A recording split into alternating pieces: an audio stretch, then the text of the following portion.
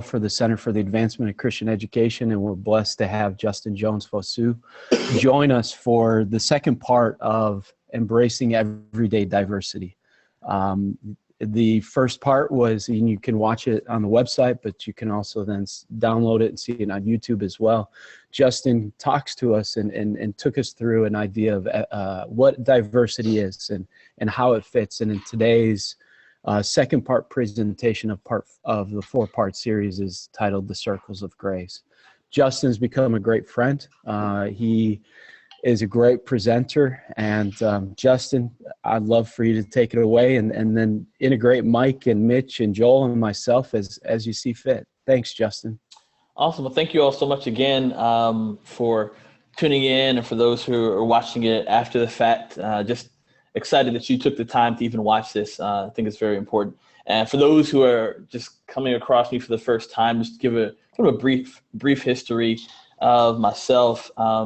First and foremost, I love Jesus, and that's first and foremost the most important thing of all. And only reason I love him is because he loved me, and you couldn't get more diverse than that. A sinful person being loved by a sinless person that allowed me to experience his grace. And I'm very thankful for that. I have a family, married with two little rambunctious children, Lydia, who's 5, whose favorite classes are coding and cheerleading, work well together. And Peter, who's 22 months, whose favorite class is hitting his head on our table at home. So I do this work. I travel around the country speaking about 60 to 70 times, specifically on issues of integration of purpose and passion, my research on everyday diversity, and helping people create cultures of value and respect for their employees and team members. And so today's conversation is something that is really meaningful for me. It's a way that I came to understand the world, to understand how I viewed the world. And I wanted to share this tool with you as we process how we see things. Now, have you noticed that one event can happen in society and yet everybody sees it differently?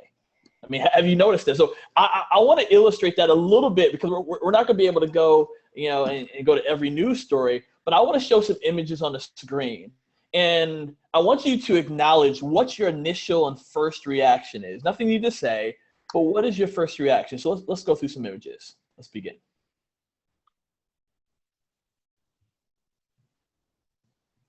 Let's begin.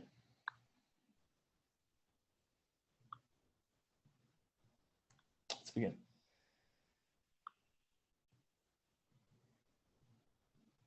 Let's begin.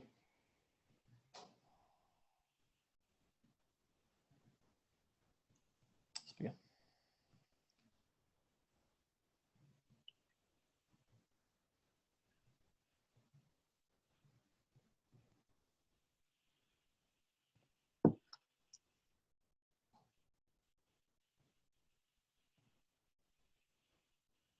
Now, I'm curious to know from you, what were your reactions? What were some of the things, as I showed each image, what resonated with you? What came to mind? What made you angry? What made you upset?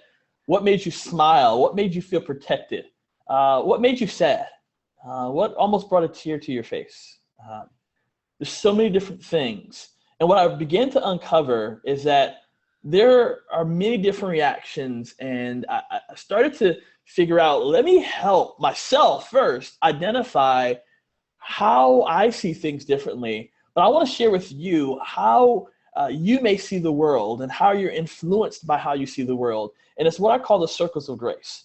And so I want to share this simple tool that I think could be helpful in the things that we do and experience, and even for your schools, to identify what may happen as you process events in society and how people process events differently. So let me ask this question.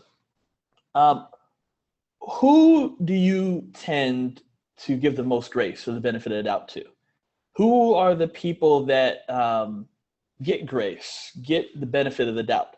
Who is that number one person normally?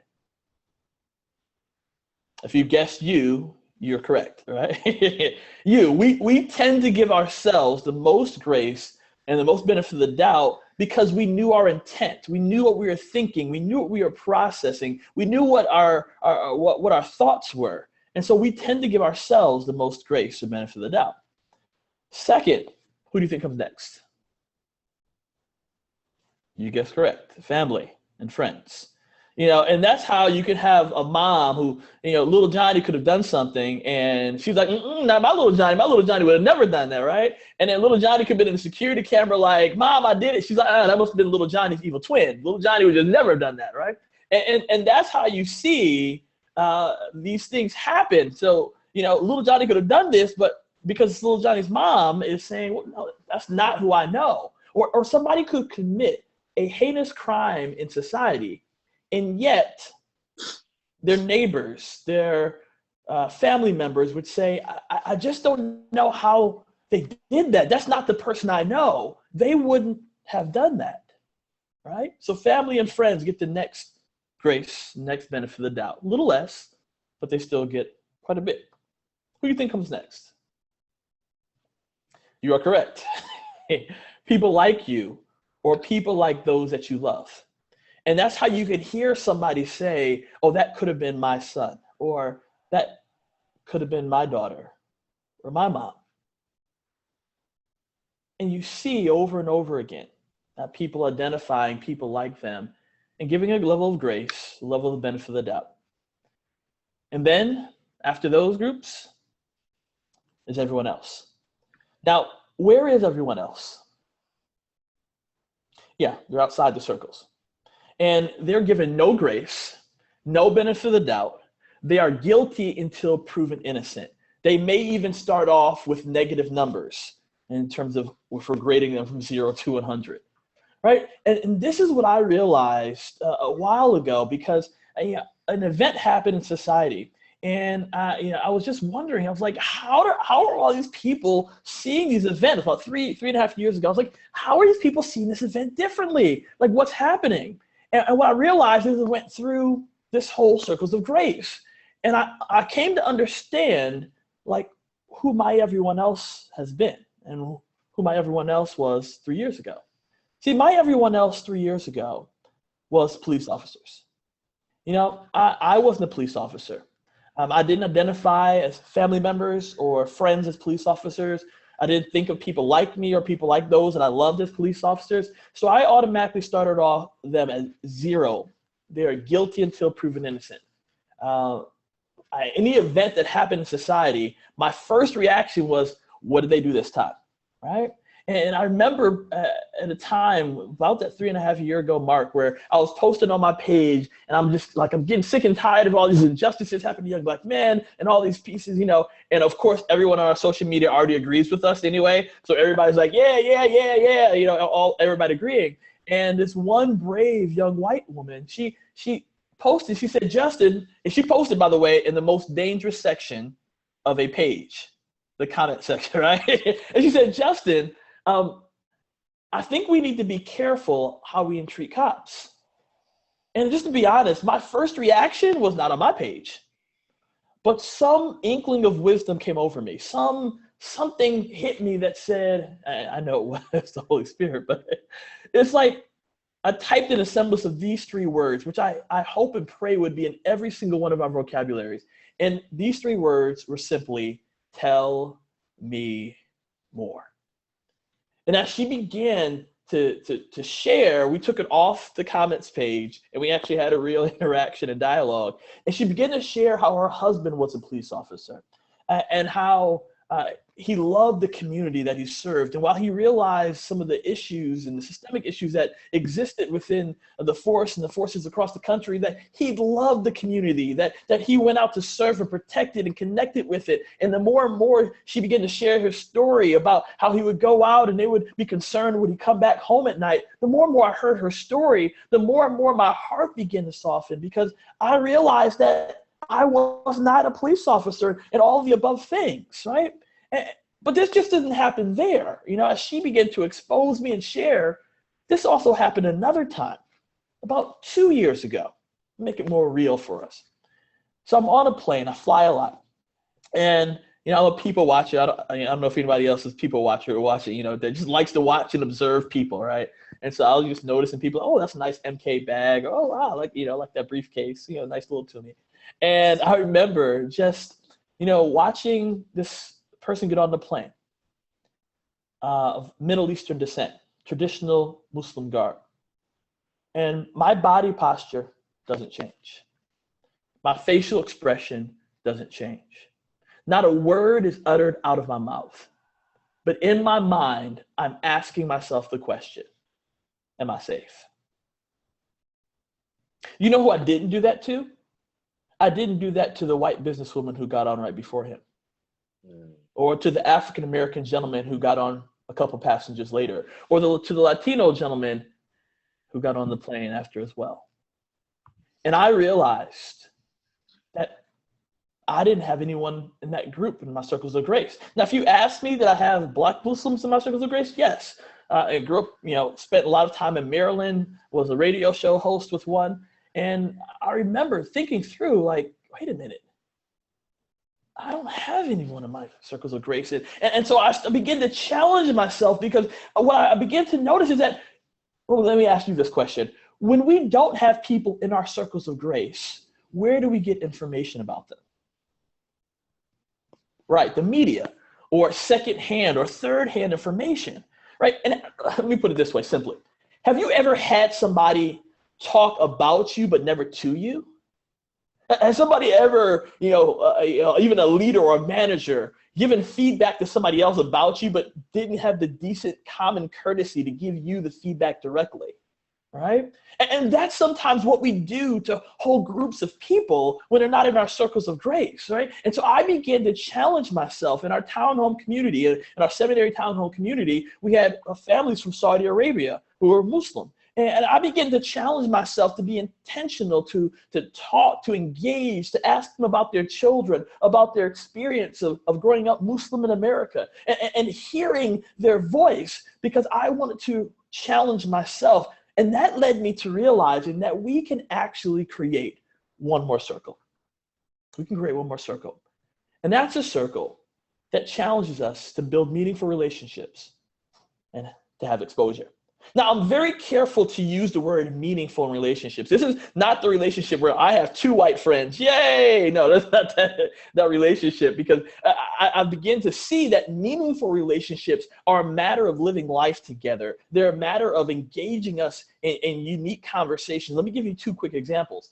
One example is I went in to do my buddy and I, we went in to do kind of this Christian racial reconciliation conversation for a church youth group. And we were there, and it was predominantly a white youth group. And there's an African-American gentleman that was there, and he comes regularly and is friends with, all the youth group people. And we were just talking and engaging, having a conversation. But something led us to ask this question. We said, hey, with a lot of the things that you face as being a young Black man, do you share it here? And he said, no, I don't share it here. I was like, well, who do you share it with? He was like, well, I share it with my Black friends at home. Or my Black friends at school. And I began to process that we can be in a relationship with people, but it doesn't mean that it's taken to that next degree, that next level of meaning, where there's hard conversations that are happening, where people can feel honest and open about sharing how they really feel, when they're feeling fatigued, when they're tired, when something's bothering them, when they just don't know about something. So that's meaningful relationships. But let me take it another step. And I do sometimes a workshop called Living Multiculturally. It's a being exercise where people will identify people like them, either ethnically and or economically. And we go through a series of questions like, who have you vacationed with? Or who have you gone to the movies with? Or who was in your wedding party? Or who do you plan on being your wedding party? Or who are the last 10 people non-work that you've called? And we go through a list of these things, and people begin to understand, like, wait a minute, I thought I had more meaningful relationships than I actually show. Because in our everyday experiences in life is where we build meaning, where we can call up somebody and have that hard conversation and disagree vehemently, but yet we trust them because they allow us in their space. It doesn't mean we have to agree with everything that they believe. It doesn't mean that we have to have the same ideology that they do, but it allows us to build into a way to grow. And some people find that hard. And so that other piece of exposure, of being exposed to things. And in the last call, I shared that I challenged myself to try to do something every 6 months that I disagree with. Every 6 months that I'm not familiar with, that I'm unsure of, that I may start off people as my everyone else. But the real question for me is not who is Justin's everyone else. My question for you is who is your everyone else? Who are the people that you may start off at 0? They're guilty until proven innocent. You hear a story about them and you're like, yeah, they definitely did something. You see a news story on TV and you automatically believe that they're guilty. And who are those people that you tend to give the benefit of the doubt? That you say, hey, let's wait to see all the facts come out. Let's understand what really happened. See, whether we know it or not, this is a form, a level of circles of grace, is a form of what we may consider the technical term of unconscious bias.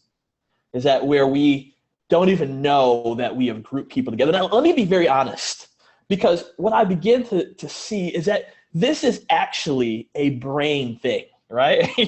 Not only is it a sinful thing, but it's a brain thing, is that it's happening and we don't even realize this is happening. And at times, let me give you an example. Have you ever been like driving down the road, if you drive, hopefully not in LA between the hours of 5 a.m. and 9 p.m., but if you're driving down the road and you're going and moving and you're supposed to get off at that exit, but you keep going because that's your way that you always go to work? See, our brains are designed for us to go forward, to keep moving, to use as less energy as possible on the things that we think we already know, so that it can conserve energy to take up things that we don't know. And so that same process that keeps you going when you should have taken that exit and you never go that way is the same thing that we do with people. And we have one or two experiences with the group where we hear or see stories. And unconsciously, we're conditioned to believe a certain thing about that, whether it's true or not. Let me give you one last example. So during my MBA, I had a professor, an African-American professor, and he was sharing with us. He worked for one of the big companies like Lockheed Martin, or one of those kind of companies. And he was going to a country in the Middle East to be able to work out a contract, I think, for airplanes.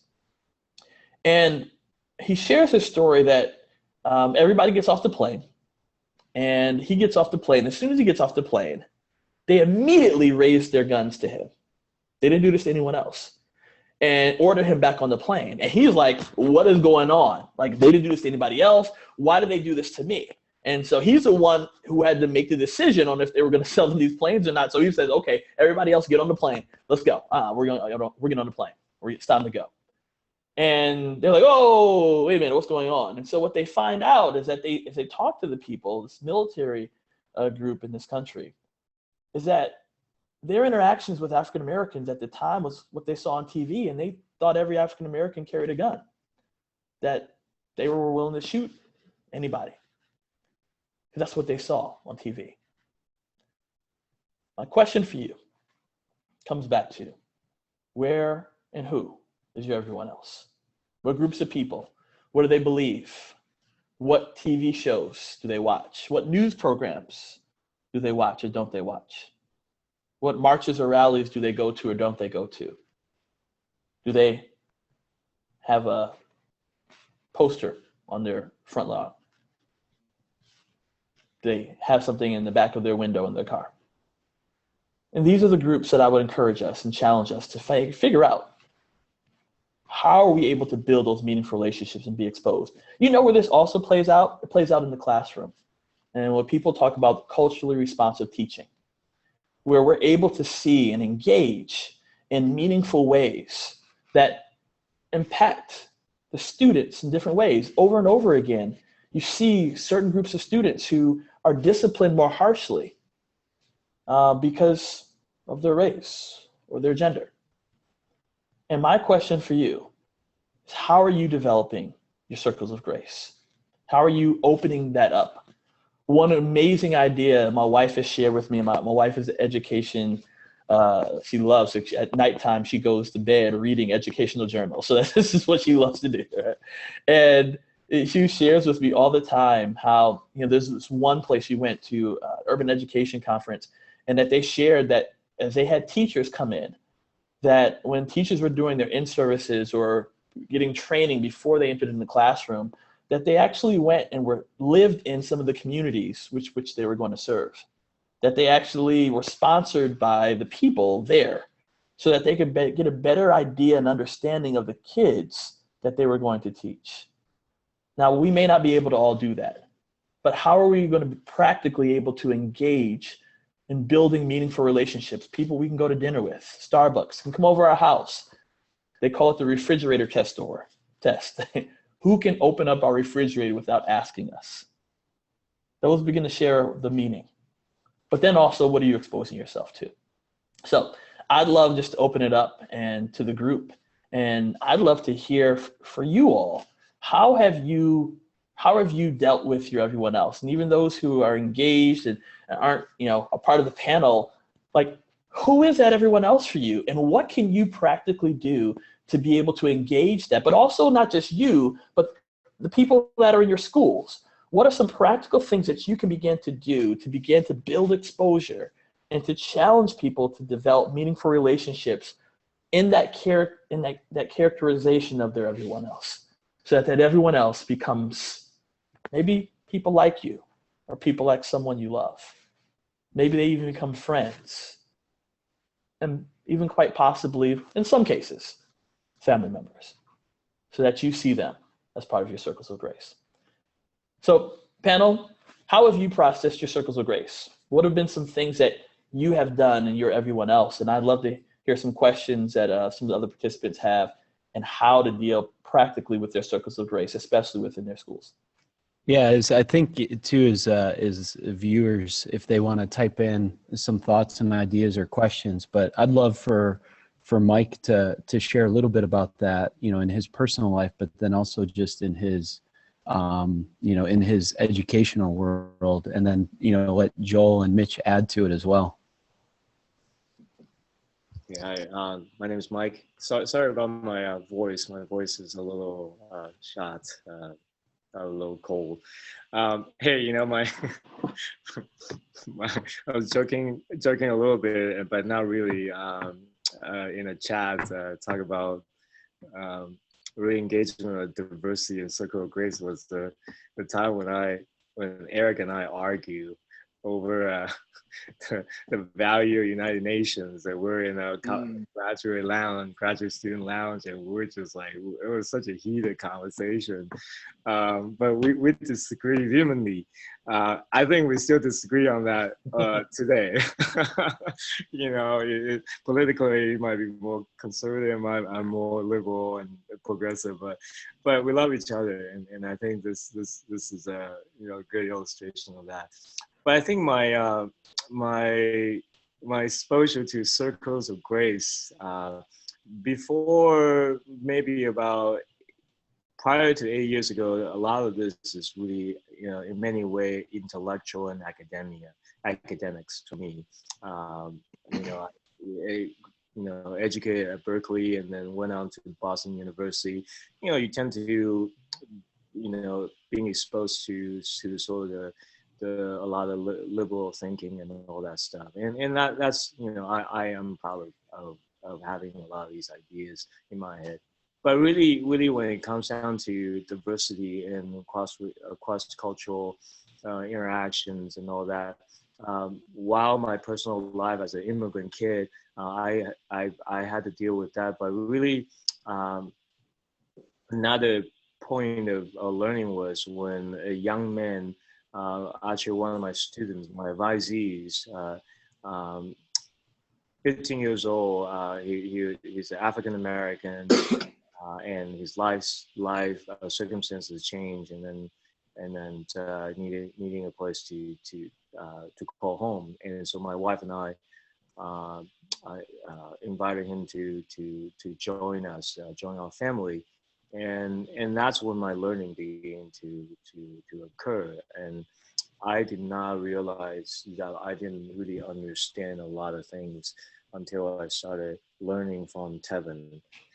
As you know, and we became his guardians. Ultimately, this last 7, 8 years, he's been teaching me what it means to kind of being exposed to someone like him who are sort of completely different with completely different life uh, backgrounds and culture and life circumstances. And so that's really powerful. And I think out of that, I began to develop this idea that you can't really say that you love someone without really referring to two things. When you love someone, you need to first know someone very well, and then you need to commit to that someone. And that's in many ways by bringing those folks who are different from you to bring them into closer and closer to the circle of grace. And so again, to me, the lesson I learned, God calls us to love people, but it's, to me, it's very practical. It's about knowing someone well and then committed to someone well. It's committed to someone deeply. So that's my couple of cents there. Joel, Mitch, I mean, how do you see this play out in schools or in your professional experience? Yeah, I think I think in this process it's important that we recognize that in many ways we have to deconstruct before we reconstruct, because we've grown up in particular areas and we've been formed, our mindset, our perspective, our biases, our interactions, our experiences, all of what Justin was just talking about. We're going to have to deconstruct some of those things because not everyone's experience is the same, right? Just because I met a black guy from this area or an Asian guy from this area, that may just be one individual. So the idea that one person represents everyone is something that we have to, I know I've had to personally deconstruct myself. One of the things that was helpful, I'm from Philadelphia, so I love my city, despite our athletic teams, how poorly they perform. Believe in the process, we do. But Philadelphia is a city of neighborhoods. So when you're in an urban environment, you're able to interact with all different types of people, and you go into those situations eyes wide open, ears wide open. I'm a foodie, so mouth wide open, and then you start to appreciate and understand and see the similarities, but also appreciate the differences that occur. So it expands the circle of grace through food and through interaction, having meaningful relationships with individuals that, Lord willing, will tear down other potential problems that may come because you don't have that exposure to individuals. So I would agree with all of what Justin was saying, the need to be in the lives of people, deconstruct some of the things that I may have, some before, and then bring that into these new relationships. I think that's great and needed. I would probably agree, Eric. And as I think, Mike made me think of a story, something that was very interesting and I've talked with Justin about this when we talked a couple weeks ago, which is the process of, I live and work at a day in boarding school and have 100 boarders from around the world, primarily Asia here. And how people are often very confused by those students, by their experiences, by their behavior. And for me personally, having international student live with our family for a year and having traveled and been in Asia many times in the last 3 or 4 years, I have a whole new perspective. Even when someone says to me now, oh, that communist government, such and such, my heart is more open to the reality of what they live. And so I'm far more patient and far more understanding of the reality of their circumstance. And so I really appreciated this Circles of Grace because I had never thought about it in this way. But I think that idea of really getting to know someone deeply changes your perception of them. And it makes me think of all the people that I don't know very well and I have opinions about. I even think in schools, faculty often of struggling students, if they have a struggling student in their life, they're far more receptive to struggling students. if they don't, they're very judgmental of struggling students. I think we've all noticed that or experienced that. And so I think that there's some real power in this idea of meaningful relationships. So Justin, thank you for sharing it. I really, you got my mind thinking now of all the areas that I don't have those meaningful relationships. So thank you. Justin, let me ask you one question as you kind of think through this and make the transition. Is oftentimes it's easy for us to kind of, look at these circles of grace, and then when we go to exposure, when we go to meaningful relationships, we go way outside of our local circles or our local communities.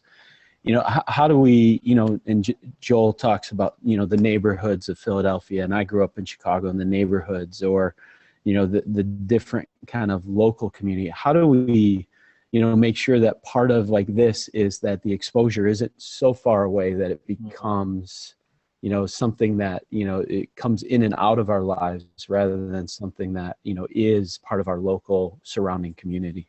Brother, I need to hit you 3 times because you just excited me. Now I'm going to tell you. That, by the way, that's a good thing. In my culture, it's a good thing. All right. Now, one of the things that's amazing for me is, let me give you a great example. So right now I'm here in seminary, and I'm very passionate about Christian racial reconciliation. Very, very passionate about it. But what I realize is this conversation about understanding another person's culture it's huge. But let me tell you where it's big and huge as we talk about international missions. It is so huge as people are engaged in thinking about where I'm going to another country. So let me understand somebody's culture. Let me understand their food, their language, their customs, their different things, so I can be able to adequately minister to them and learn from them and process. But yet we won't do that to the church down the street. Yet we won't do that to the group of people that are right around the corner. So Eric, when you're talking, I 100% agree. I think it's the rhythms of our lives. We're scared to allow it at times. And I get it, rightfully so. There's a level of fear that comes with it. But we're scared to allow the rhythms of our lives to be integrated with it. It's easy for us to say, let me go and do something, and I allow it to happen there. But when we say, hey, here's a neighbor, let's take it in a different context. I have, you may have a master's or PhD or EDD, and you have a neighbor who may be a custodial person or a person down the street. And are you inviting them to your house? Even, let me take that even a step further. Are you welcoming enough that they feel okay to invite you to their house and you're okay with going and eating with their family? Like, these are the rhythms of our lives that I think are so important. And so it could be, going to a community group of a group that you may not know, or going to a meeting in your local community. It could mean where what I love in New York, they have these things called family dinners, where people from different areas will come together, and they'll, these strangers, that they'll come together to know kind of who are you, what do you do. It's just good conversation to build relationships. And so it could be hosting some of those things. One of the things my wife and I challenge ourselves to do, it's been pretty busy lately, so I actually haven't done it in several months, but we would bring together 2 other couples that were different than us at times, and we'd have what we call fufu nights. Now, my dad's originally from Ghana, and so I'd make fufu, and you have to eat it with your hands, which is a whole different experience. It's purposeful in what we were eating. You'd eat in your hands, you dip it into the soup, and you eat it. But we would dive into conversations about each other. We'd first start off with our, these were Christians at the time, and so we start off with, hey, how did you come to Christ? Like, how did you know? And in that conversation, we'd learn about people in many different ways, about their family history, their background, the challenges that they faced growing up, a lot of other things. And we do that with non-Christians. We just engage, like, what have been the biggest experiences that have shaped who you are? Like, so there's a level of questions that we have. So to come back to what you asked, Eric, I think it's vitally important to engage locally where you are, to not feel like if you live in Philly, you have to go all the way to Baltimore to engage with a different group, even though the Ravens are better. But you have to be able to understand and engage right in the community that you are. And so ask the questions, talk to the people there. If you don't know those events that are happening, You can begin around your schools or around where you live. You can ask neighbors, ask the people that come. It amazes me, and I'll be quiet after this. I'd love to hear how you all process. It amazes me, even at my seminary, where this is a low percentage of African Americans, but the cleaners that come in are African Americans. It amazes me that very few of the seminarians and even faculty engage with them in meaningful ways. And I know, like, I'm not on my high horse, because I realize that there are times in my life, multiple times, where people look at me and say, "It's amazing, Justin, how you don't engage with these groups of people." And so I say it to all of us, to identify places that are even in your normal rhythms that you just, you may be blind to. That's why I call it unconscious bias, that you don't see. You don't necessarily need to go to a workshop. You don't necessarily need to go and read 10 books on how to do this. It's just in the simple humanity of having conversations, building with people, and realizing that you're approaching them as a student to learn, and not to simply say, "Hey, let me help you get better." Can I just add that, maybe contribute a couple of points here. Justin, I really like this whole presentation in Circles of Grace, and a lot of insight there. Let me make a statement and I give you an example, my personal example that I actually gave to the faculty yesterday when we were doing some in-service development on cross-cultural and racial reconciliation and all that stuff. Here's the thing is that when we talk about building meaningful relationships and in the context of diversity, I don't know if we can, if we have the luxury of not look at the power dynamics between individuals. So give you an example, personal example. As an immigrant kid, 9th grade, coming to the U.S., didn't speak a lick of English. In my little own head, a 14-year-old head, I tried very, very hard to break out of my comfort zone. In fact, my entire existence at the time was breaking out of the comfort zone, right? Learning the new language and new culture. I even tried out for basketball team, JV basketball team, sat on the bench for a whole year, a whole season, just so that I can be exposed. But not a single teammate really wanted to reach out to me or develop any meaningful relationships. Not a single person at school or wanting to reach out to me, right? And I was alone. And for a year and a half, I tried to break out of that. And by the second semester of sophomore year, I just gave up. I got too tired. And so that's the time when I went back to hang out with Chinese-speaking friends. Very small group of them back in LA, back in the late 80s and early 90s. And then so that was a process. And in college, I went to Berkeley and I realized, oh wow, there are a whole lot of Asian people there, and they're English-speaking Asian people. And so it's like one step further to assimilation. So I hang out with them and I will try to relinquish my Chinese heritage. But I still didn't have a way to enter into what I perceive as a mainstream culture, which is predominantly white. And so I couldn't get into that. Now until really much later on in my professional life, and getting to know folks like Eric and Mitch and my and some of my really wonderful colleagues in Boston, that I didn't really have any access to the kind of community and society that I perceive as so-called mainstream or different from me. So I think in many ways we had to look at cultural dynamic. If I'm looking at these circles, our assumption is that we have two circles at the level playing field, and we're just trying to bump up against each other and try to enter into each other's inner circle. But what happened is that some people are higher, some people are lower, and the landscape of social landscape and social ecology is such that some people are on the higher ground and some people are on the lower ground.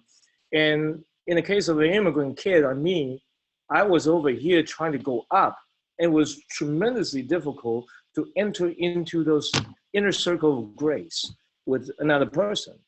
So I think it's important that in our school community, we need to recognize that there are some cultural and power dynamic and privileges that we had to address at the same time as we, at the same time as we encourage and motivate our students to really think about how to break out their comfort zones and enter inner circle of grace. So I have a question that can build on that, Mike, and Justin, I'd love to hear your answer to this question. When I hear us talking and thinking about kind of this, I think back, and maybe Eric and I might have very similar backgrounds, being white and growing up in predominantly white communities. But my question is, how, when you get to this level of meaningful relationships and bring this into the church, especially the white church that I grew up in. I remember when I met my wife, she wasn't a believer. She became a believer about a year after we met. So some people accuse me of missionary dating, but it worked. So all is good. But she really challenged me on this concept of all of my friends were Christians. And so I went to a Christian high school. I went to Wheaton College, and racially, perhaps somewhat diverse, probably not as diverse as my life is today.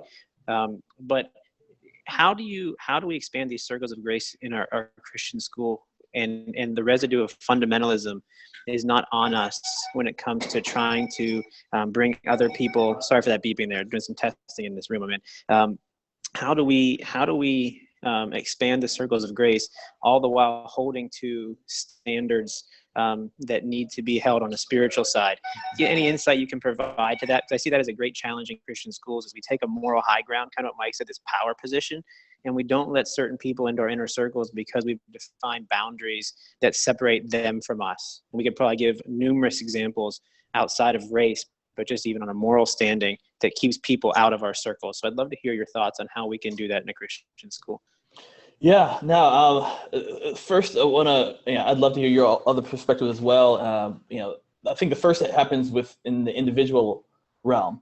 One thing that I'm very careful in observing is I'm very careful in telling people that, hey, I'm a Christian and I went to hear a Quranic scholar at a mosque, because I do believe that there is a level of rootedness that we have to have in our own beliefs and where we are as Christians, that I have to know that Christ is Lord and Savior and in part of this journey.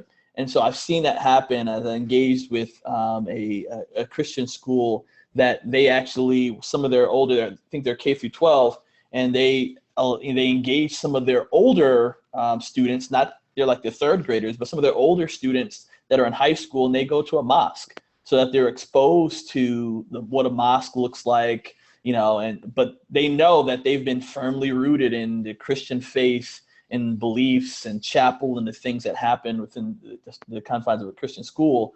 But that's one way that they're practically challenging themselves, even outside of the Christian circle. Now, some people might say, oh, no, we don't need to learn about anything like that. But what I continue to come to is I love our Lord and Savior, who would go and talk to all the people that people said we don't need to learn anything about. And he would recline with them and eat with them and talk with them. And he engaged them. Now, at the end of the day, we have to be genuine with this, but we have to realize that this also gives us an opportunity to even better share the gospel with people, that we can't easily share the gospel over in our own little corner of our, we go to our, Christian school, we get our haircut from our Christian barber, we spend time with our Christian friends, we will only watch Christian television, but yet we want to evangelize and share the gospel with the world. Is that we need to be able to engage with them at an individual level, but then from a school level, those are practical things that I think can happen. But the last thing I'll say, to speak to Mike, which killed it from the power dynamic, in my culture, killed is a good thing in that realm, right? And one of those things is that, it's easy for us to say, hey, I want to go and engage with people and learn about people when we feel like we have the higher moral ground, in the sense of we may have more money than them, we may have more education than them. But there's a difference between, going in and, say, serving someone and going in and just dwelling with someone. When you dwell with somebody, you come as like, hey, you are you and I am me. Let's dwell together. Let's, I'm not going to invite you to my office. We're going to go to Starbucks together, right? It could be something as simple as going where you don't tell people who you are, and you go to this community meeting and you just go and you're there. I think those are ways that we can develop meaning. Now, last thing I'll say about this, because some people will automatically, and I've heard in my workshops that they automatically combat and they say, oh yeah, of course, that's easy for extroverts to do. That of course extroverts can easily go and meet people, develop meaningful relationships, yada, yada, yada. But I would say no, there are pros and cons on both sides. Extroverts tend to want to talk and share about them at times, where introverts may be limited in terms of saying, hey, I don't want to do something that brings me out of my box. Some introverts. But what introverts can do, a great place that we can learn about people and engage in real life is community service, serving our community, engaging with a group that, may be beyond the bounds of economics, may be beyond the bounds of race and culture. And you serve along somebody building a house and you just strike up conversations naturally.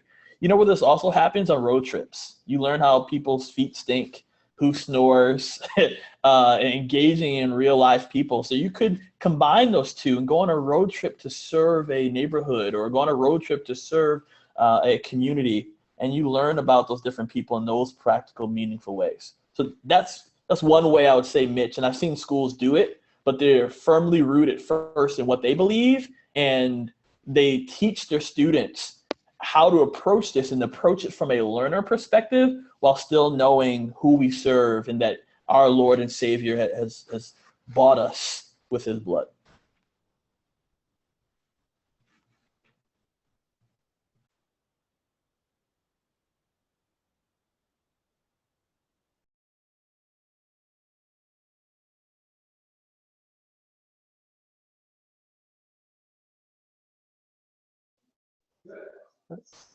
Justin, did you say something there? I think you muted yourself. Did you say something?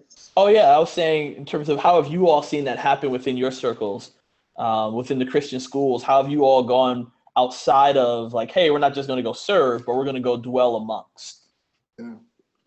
If I can jump on that real quick, Justin, it's interesting. One of my professional mentors is very successful in business. And what he would say is this whole idea of racial reconciliation and talks about diversity is nothing new to their spheres and understanding cultures, because what is their motivator? The motivator is money, right? So of course, if we go over to China, I'm going to learn everything about Chinese culture in order to make a good impression on this, this potential client, in order to get to the bottom line, which is we want to make more money. And I challenge my teachers here, like, what is our motivator? What motivates us? Mitch, you were asking that question. What motivates us to do these things? What's the gospel?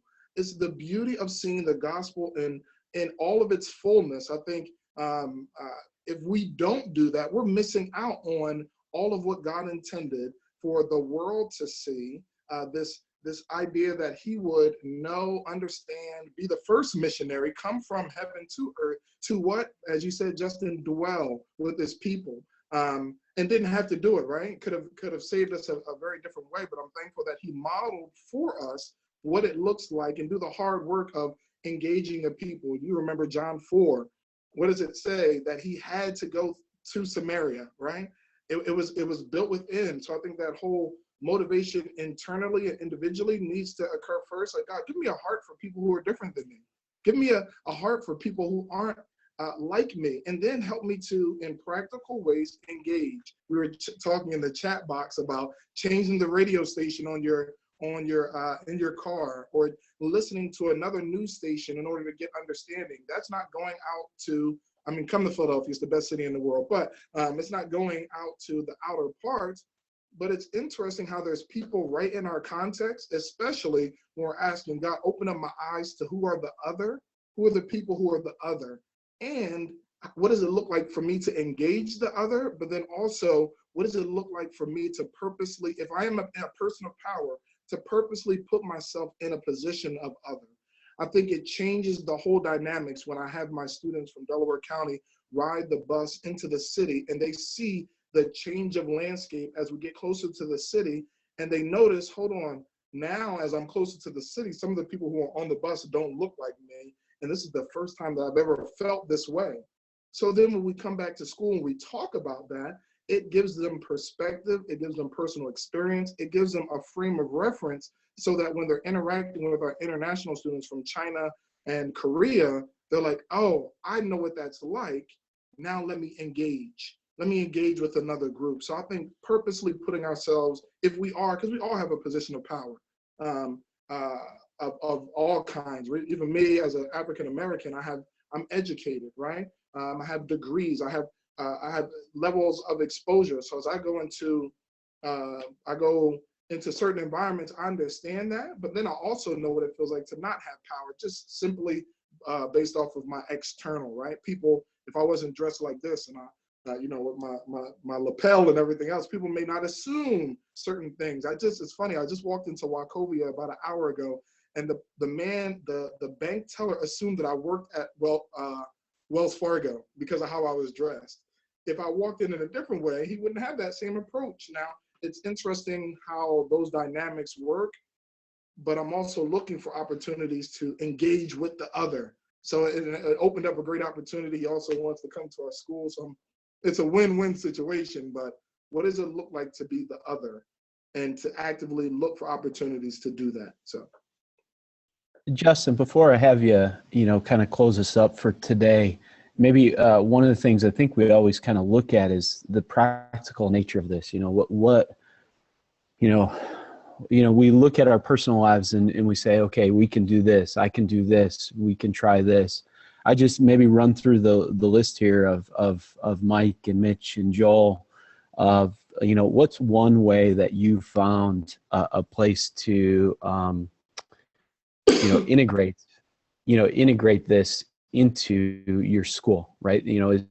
Is to integrate, like an opportunity, a thoughtful opportunity to broaden student circles of grace in some ways, sometimes even without them even knowing it. So maybe Mitch, we'll go with you, Mike, and then Joel, and then we'll let Justin finish up, because I think Justin will kind of lead us into, wrapping things up, part 3, and then even a challenge for the wider group for us. And Eric, you want me just to focus on something practical, correct? Yeah, go real practical, something that you've done. Yeah, I think for me, something that I've done is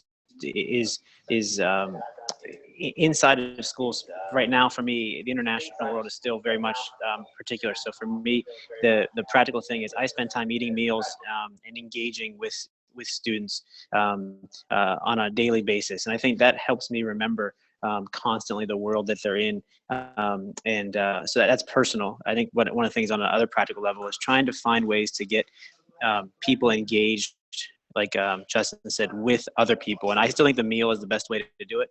And so I'm trying to find ways around meals to get people connected. I find when they eat together, they come together. So seems simple, but it's harder to do than it sounds to get people together.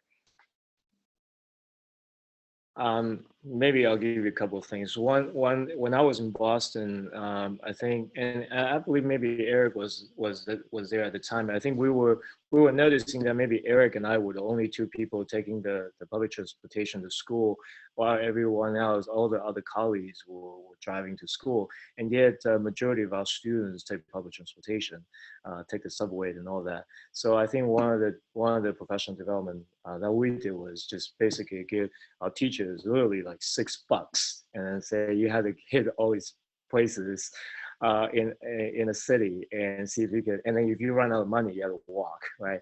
And I think that gave them a really good perspective on kind of the day-to-day challenges that our students go through. Another one that I kind of wanted to say is that this is what Mitch actually a couple of weeks ago in Orlando, we were just in a conversation with another school, and Mitch was saying that how, like, if we were a group of people traveling to China, for example, we'll become best friends, right? Because we go to a place where we're engaging in something, and yet we had to find a way to find commonality despite of our differences in this very different place. And so I find that really a powerful catalyst. At least in Boston, when I was developing a sort of student engagement and civic engagement kind of initiatives. Every year I take a group of students to Nepal, and this group of students are very diverse and very intentional and purposeful in creating a composition of this team and take them to Nepal. And I call that this is not a mission trip. I say you have absolutely nothing to offer, right? You had to go there and learn and dwell for 3 weeks in a village with Nepalese, right? And you're speaking in a language that you don't understand. And guess what? The most immediate benefit is that this group of very diverse students who travel together, they become best friends. And they come back, they have tremendous appreciations for each other, whether it's someone from wealthy family, from in a suburb, or from inner city, and so on and so forth.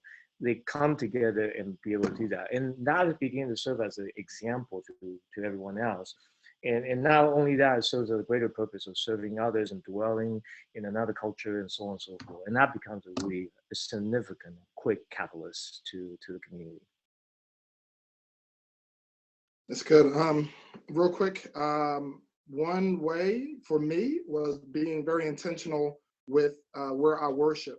Dr. King said the most segregated hour of the week was 11 o'clock on Sundays, right? So my family and we were very intentional about where we went to worship together. So the church that I attend is a very diverse church, and so is the neighborhood. So the neighborhood reflects the church. The church mirrors the neighborhood. So we thought that was very important for us. Now, again, my family is very diverse as well.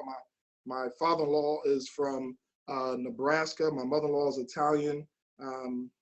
So we have white individuals in our family, again, from Nebraska. I don't know if you get any whiter than that, but great man. And so we utilize also athletics, connecting in athletics, getting involved in, which draws many different people. And I know Mike gave that example of engaging in that way. Athletics and the arts seem to draw many different type of people together. So when we go to different, whether it be shows or plays, things down at the Philadelphia Orchestra, you see I'm still promoting Philly. We're trying to connect with different type of people. And the last, again, is purposely putting ourselves in positions to be the other. And whether that be struggling with ordering something off of a menu within a restaurant in a language that I do not know, or getting, intentionally engaging the Uber driver that may be from a different place, right? Or the taxi driver from a different place. So those are the three that I would offer. Justin, in these next few minutes, why don't you kind of close us up and give us a view for part 3 and what's coming, and just give us the last challenge for the next weeks ahead. Awesome.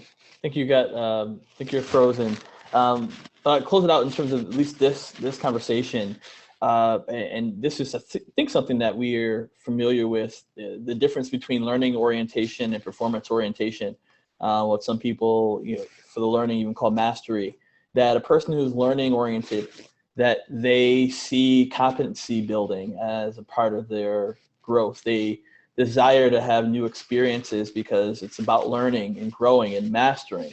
The person who's performance oriented, they are concerned about how people view their ability, how they are seen in the light of others, their performance as compared to other people. And while we can't necessarily fully live in one or the other, I think that when we recognize there are times when we're performance oriented in this area where we don't want to be seen as a person who doesn't know anything, or we don't want to be seen as a person who is unfamiliar and even at times ignorant. And so I think it's helpful to process this and say, hey, let me be learning oriented. Let me try my best just to go into situations where I don't know a thing. That's one of the things the research tells those who struggle with that. It's a similar thing from those, with Carol Dweck in terms of the growth mindset, that it's not just the effort thing, it's about effort, about new strategies, and about seeking feedback from others on how you can continue to grow. So some practical things. And I think Joel hit it nail on the head. I think where you worship is crucial. Not all of us are going to be able to change that overnight. But I do believe that in the body of Christ, that we should be able to see and live in community with each other. Now, if that's not within your local congregation. I do believe, maybe it's going to a Bible study from a church that's different than you. Maybe it's, seeing if other events are happening, if there's a men's group activity or a women's group activity that you can go to engage practically. I do believe when Mitch said from the breaking bread together, one of the most challenging things that I saw at Coca-Cola was that I'd go into the cafeteria and it was segregated. Now, what we did as interns, we had interns from all across the country, and we'd have cultural nights where that one group of people, say from East India, would make their cultural dishes, and we'd watch their movies, and we'd drink their drinks, and we'd just learn about them. And then we'd have somebody else from Brazil that would do the same thing, and then somebody else from Nigeria, and somebody else from Iowa. And so it was amazing to see how we learned. And I learned a lot about myself and what I didn't know from that experiences. So maybe you do some of those cultural nights or cultural days in your schools, maybe where you bring in a different culture or a different group, and you have their food, you hear about their references, some of their cultures or customs. One school I went to when I was visiting, they had a group from Brazil come in and share about, their dance culture and the different pieces about them. And so those are practical things. The last two things I'd say for this, one of my best friends who actually pastors a multi-ethnic church in Harlem, his dad and mom are lawyers, but he would make sure that he went to the Boys and Girls Club to play basketball. Now, he could have afforded a private basketball camp for him, but he wanted to make sure that he didn't think he was better than the kids that didn't have a lot of money or didn't have the material things. And so that was one practical way that he dwelt among them. How are you doing those things in your athletic teams? How are you engaging in that kind of conversation? And the last is a really good book that I hope all of us would read. It's called When Helping Hurts. It's how to alleviate poverty without hurting the poor. He just gives very practical ways that we can begin to dwell among and leave people with a sense of dignity. So those are practical things I would end with that. Moving forward, the next conversation is one that my wife would love that I'm having. And it's one that's, smart stuff, stupid stuff smart people say. And it's about sometimes how we all say stupid stuff, but it's about understanding intent and impact on both sides of the conversation. So if you've ever said something stupid, please listen in, please tune in, because I think help you to understand, how to process that, but then also how you process when other people say stupid stuff to you. So that's it. Thanks, Justin. And that'll be March 7th at 11 a.m. Eastern. And so we look forward to being back again. And thanks, Justin, for your time with us this morning. No problem. I'm loving it.